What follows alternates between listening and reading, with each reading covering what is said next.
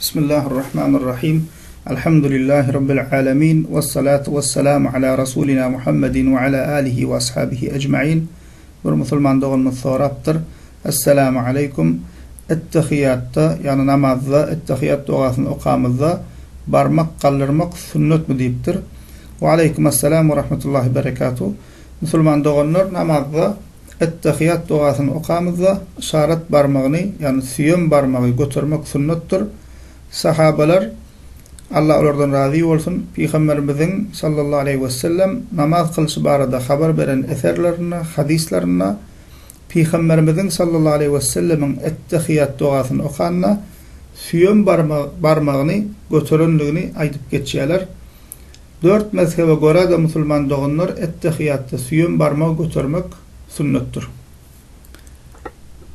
Sahabaların aydan sözlerine misal versek, Sahih Müslim'de Abdullah bin Zübeyir radıyallahu anh Peygamberimizin sallallahu aleyhi ve sellemin namaz kılışını gurrun barıp sonuna şöyle diye وَوَضَعَ يَدُهُ الْيُسْرَى عَلَى رُكْبَتِهِ الْيُسْرَى وَوَضَعَ يَدُهُ الْيُمْنَى عَلَى فَخِذِهِ الْيُمْنَى وَأَشَارَ بِأَصْبَعِهِ Peygamberimiz sallallahu aleyhi ve sellem namazda oturanla elini çep dizinin üstüne koyurdu ve sağ elini sağ dizinin üstüne koyurdu ve barmağı bilen, yani süyüm barmağı bilen işaret ederdi diye.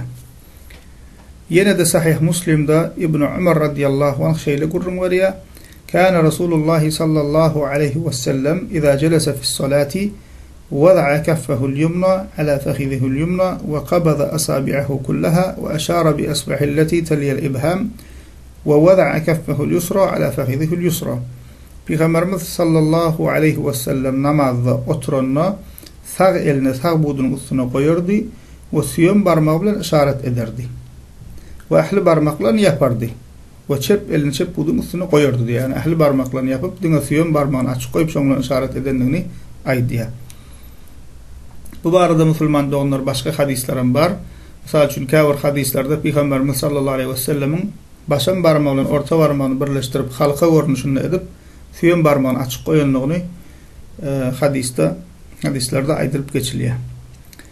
Peygamberimiz sallallahu aleyhi ve sellem'in özü bu barada İmam Ahmed'in musnedine gelen hadisinde diye lehiye eşeddu ale'ş-şeytan minel hadid, yani sebbabe.